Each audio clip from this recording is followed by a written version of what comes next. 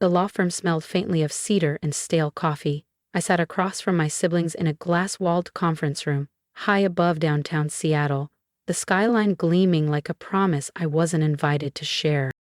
"Let's begin," Mr. Carver said, his voice crisp as he unfolded Grandma Eleanor Prescott's will. I was 30 now, the so-called black sheep, but they still looked at me like I was 19 and failing at everything. $3 million to Daniel Prescott, he read first. My older brother leaned back in his designer blazer, lips twitching smugly. $3 million to Victoria Prescott.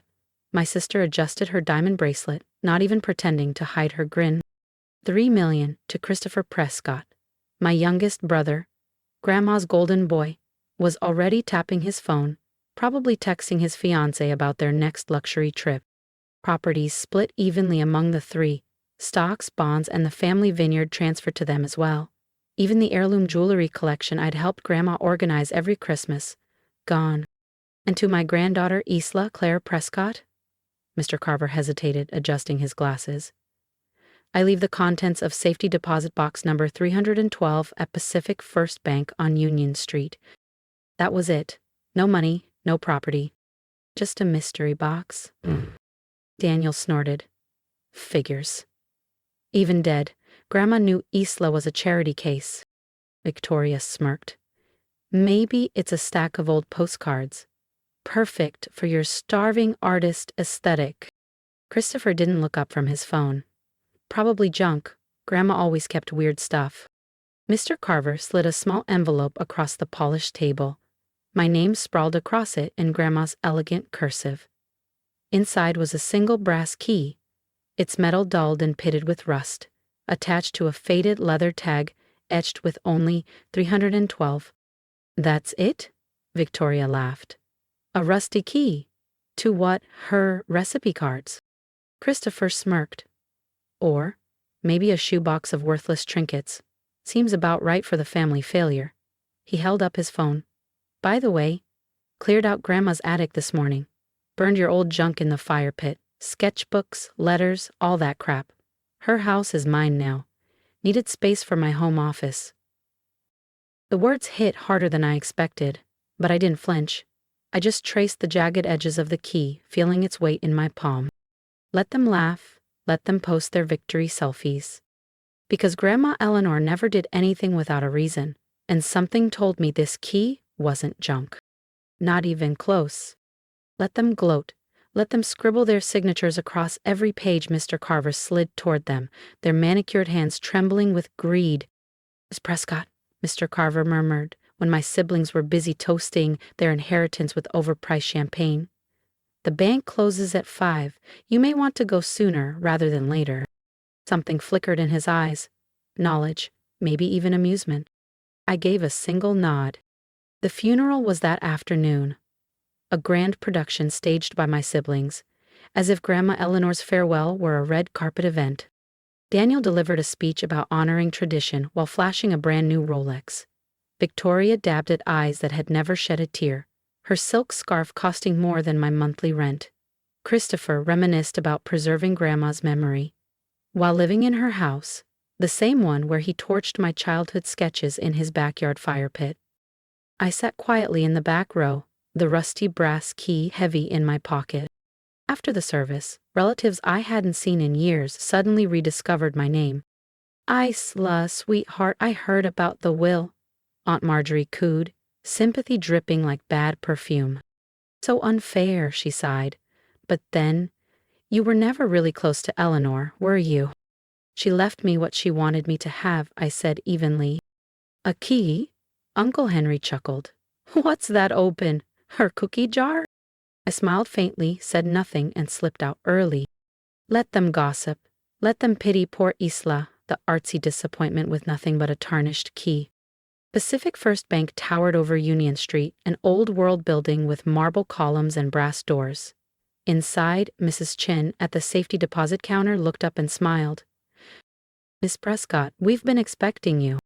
She examined the key, then whispered, "Box 312. Your grandmother gave very specific instructions. You must come alone after everything else was settled." Her eyes twinkled. She said you'd understand why once you opened it. The vault loomed cold and silent. Box 312 slid out, heavier than expected. Inside were 3 things. 1. A thick manila envelope. 2. A worn leather journal. 3. A sleek silver key on a tag engraved with coordinates. My breath hitched as I opened the journal.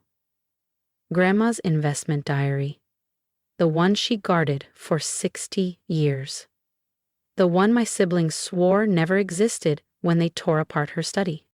The final entry, written a week before she died, began, "My dearest Isla, by now, your siblings believe they've claimed everything. Let them. The fortune I left them is real. Enough to keep them satisfied and blind.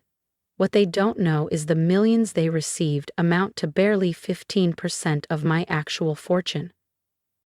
You see, my dearest Isla, while your siblings spent their visits circling my will like vultures, you spent yours asking about my stories. While they cataloged my possessions, you cataloged my life. And in those stories, I gave you the map. Remember when I told you about your grandfather's laughable investment in that tiny San Francisco startup? The one your father mocked? That worthless stock became Apple.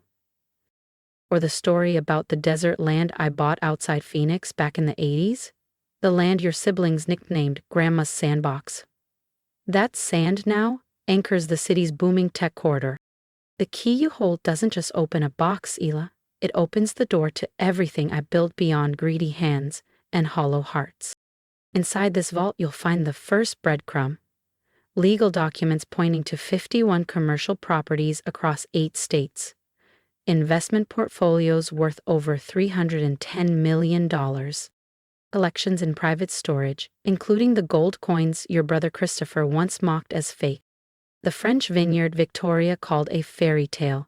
The global patents your grandfather secured before he died. And the crown jewel, a 2,000-acre ranch in Wyoming where you first learned to ride at 10 years old.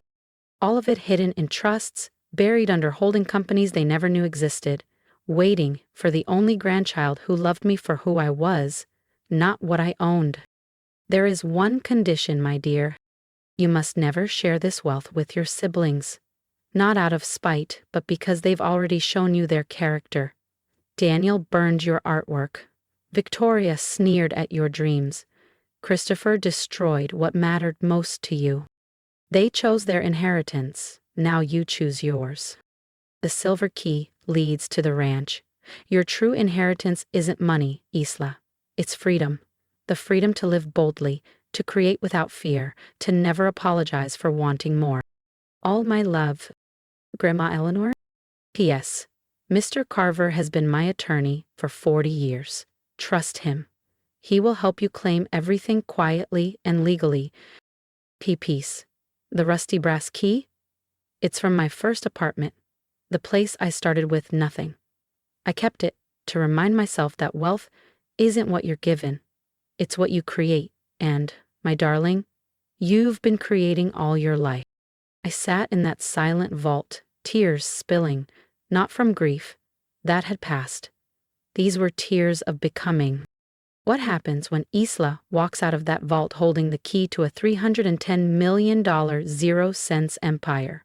You won't want to miss what comes next. Subscribe now and join me for the reveal. Not from grief, but from the sheer weight of her faith in me. While everyone else saw the failure, the 31-year-old graphic designer who never married, who lived in a modest loft instead of a mansion, who wore thrifted jackets instead of couture, Grandma saw something more. She saw the girl who spent summers baking her cinnamon bread instead of asking for checks, the one who helped arrange her photo albums instead of appraising her diamonds, who asked about her childhood in Warsaw instead of her real estate portfolio. The manila envelope in my lap contained deeds, trust papers, account numbers, contact information for attorneys and property managers, an empire hidden in plain sight. The ranch alone was worth more than my siblings' combined inheritance. I dialed Mr. Carver from the bank vault. "Ah, Isla," he said warmly. "I trust everything was as expected?" "She left me everything," I whispered. "Not everything," he corrected gently. She gave them what they expected. Money. She gave you what they never valued. The rest. My siblings had already signed ironclad documents accepting their inheritance as final. They couldn't contest what they didn't know existed. Your grandmother was brilliant, Mr. Carver added. Shall we meet tomorrow to begin the transfers? I hung up, fingers tightening around the silver key. The coordinates engraved on its tag pointed to Wyoming, to the sprawling ranch where I spent my happiest summers, where Grandma taught me to ride horses and paint sunsets, where my siblings never bothered to visit because it was too far from their precious cocktail parties. That evening, I showed up at the family dinner hosted in Daniel's new penthouse, funded by Grandma's fortune. They toasted themselves with champagne worth more than my old car. At least Isla can finally eat a real meal, Victoria quipped, gesturing at the catered spread. Consider this charity. Yeah, Christopher slurred, swirling his drink. Maybe we should start the Isla Fund, the relief fund for failed artists. I smiled, sipping water, letting them choke on their arrogance. Daniel boasted about gutting Grandma's gardens to install a pool. Victoria bragged about quitting her job to become an investor. Christopher bragged about his second Tesla. What about you, Isla? My mother asked, voice dripping with false concern. Are you okay? I know Grandma's oversight must hurt. I'm fine, I said simply.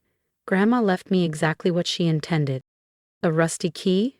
Daniel laughed. To what? Did you even check? I did. And? Victoria pressed, curiosity flashing. It opened exactly what it was supposed to. Which was? I stood, sliding on my coat. A door. To what? Christopher demanded. I paused in the doorway, my lips curving into the smallest smile. I looked at them, my siblings, who'd inherited millions but not meaning, who'd gained wealth but not wisdom. They'd burned my sketches while sitting in a penthouse worth less than the Wyoming dirt they once mocked. To the future Grandma wanted from me, I said softly. Good night. I left them there smirking, smug and clueless. Why would they worry? They had their millions. They believed they had won. The next morning, I sat across from Mr. Carver in his corner office, the city skyline glinting behind him, and began the quiet process of claiming my real inheritance. By the end of the week, I was worth more than my siblings would earn in 10 lifetimes. But I didn't splurge on Ferraris or diamond-studded watches. I didn't quit my job at the design studio. I didn't move out of my modest loft. Not yet. Instead, I booked a one-way flight to Wyoming, drove out to the open plains, and slid the silver key into the lock of a weathered ranch house. Inside, I found one last gift. A studio Grandma had built for me. Sunlight spilling through floor-to-ceiling windows, the mountains standing guard outside. On the easel was a note in her delicate handwriting. Ain't your truth, Isla. It's worth more than their lies. 6 months later, my first solo exhibition opened in New York City. The collection Landscapes of the Wyoming Sunsets Grandma Taught Me to Love sold out in less than an hour. One anonymous buyer purchased the entire series for $2,800,000, 0 cents. The wire transfer came from Eleanor Louise Prescott. Thanks, Grandma. My siblings came to the opening, of course, drawn by champagne and headlines, calculating how to spin my success into their advantage. I always knew you had talent, Victoria lied smoothly. You should let me help invest your earnings. Family takes care of family. Speaking of family, Christopher added, swirling his glass, you need a business manager. I'll give you a family discount. Daniel smirked. Or back my new startup, ground floor opportunity. I sipped my champagne, the good kind now, and smiled. That's kind of you all, I said. But I have excellent advisors. They've managed my portfolio for years. Portfolio? Victoria blinked. The one Grandma helped me build, I said truthfully. Just not the way they imagined. They exchanged glances, suspicion dawning, but it was too late. They'd signed their inheritance as final, mocked the rusty key, burned my memories. Now I stood in the center of the gallery wearing a simple black dress and Grandma's real pearls, the one she hid in the ranch house with a note that read, for Isla's first exhibition. I raised my glass, smiling faintly. You know, I said, voice steady, Grandma always told me, wealth isn't what you have, it's what you do with it. Easy to say when you have nothing, Daniel scoffed, swirling the last of his champagne. I smiled. Exactly. They left soon after, irritated by my calm and their failure to unravel the secret behind my success. Let them stew. Let them whisper theories about lucky art sales, while I quietly held the keys, literally and figuratively, to an empire they couldn't fathom. They would sleep soundly in their new penthouses thinking they'd won. Meanwhile, I owned the ground beneath 100 others. That night, I called Mr. Carver. I want to establish a foundation, I told him, for struggling artists. Full scholarships, living stipends, no strings attached. There was a pause, then his warm reply. Your grandmother would be proud. What shall we name it? My gaze fell on the tarnished brass key dangling from my keychain. A key to Grandma's first apartment. A key to humble beginnings. A reminder that the smallest things can unlock the greatest doors. The Rusty Key Foundation, I said, for artists who have everything but opportunity. Perfect, he said softly. And your siblings? They got what they wanted, I replied. Money without meaning. Wealth without wisdom. Exactly what they deserve. I hung up and glanced around the gallery walls, empty of my paintings now, yet heavy with promise.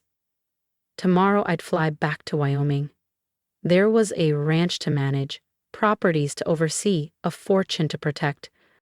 But tonight, I raised a glass to the woman who saw me clearly. The one who gave my siblings enough rope to hang themselves with greed, and gave me a rusty key that opened every door that mattered. Thank you, Grandma, I whispered, for knowing the worthless grandchild was worth everything. Somewhere in his penthouse, Daniel slept soundly, never realizing he lived in the smallest corner of Grandma's true empire. Victoria dreamed of becoming an investor, ignorant that her millions were crumbs compared to the accounts she didn't know existed. Christopher probably polished his Teslas, unaware I owned the dealership that sold them. And me? I held that old key and smiled. Because Grandma was right, they'd chosen their inheritance, cash they could count, flaunt, and waste. She left me something far greater, everything else. The key to her first apartment, the deed to a legacy, the lesson that being called worthless had made me the only one truly worthy of her trust. $3 million bought my siblings' silence, their signatures, their arrogance, and it was, without question, the best investment Grandma ever made. I want to hear from you. If you've been watching my journey, you know this wasn't about revenge. It was about resilience. It was about proving that being underestimated can be your greatest strength. So tell me in the comments, what would you have done in my place? Would you have told your siblings the truth, or let them live in their illusion? Be honest. I read every single comment because your thoughts matter to me. And if you've ever been called worthless or made to feel small, listen to me. You are not defined by their opinion of you. You are defined by the choices you make when no one believes in you. That rusty key wasn't just a piece of metal, it was a reminder that humble beginnings can open doors to extraordinary futures. So keep going, keep building, keep believing in yourself, even when the world doesn't. If you want to see what comes next, what I'll do with this empire and the legacy Grandma entrusted to me, hit that subscribe button right now. Join me, because this isn't just my story anymore. It's ours.